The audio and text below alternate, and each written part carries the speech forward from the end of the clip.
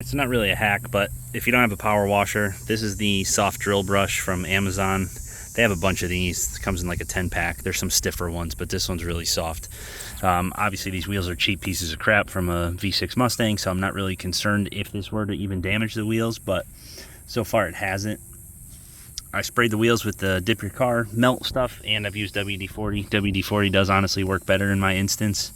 From there, since I don't have a power washer, the hose is just okay here. I have well water, so it's not that strong. So I just use this drill brush.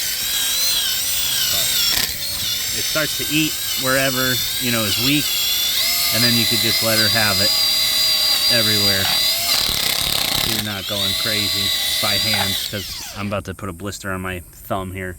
But some spots it's harder to work at than others, but for the most part, this thing just tears off the Plasti dip within reason. I have to keep hitting it with WD-40 because, you know, again, not everybody applies this like it should. So just a quick hack: if you have a drill and this little soft brush, you can see it hasn't damaged the wheel at all. Like, I sent her home on this stuff. I understand it looks dirty and crappy right there, but you can see it just comes right off. It doesn't scratch the wheel or anything like that. So that's it.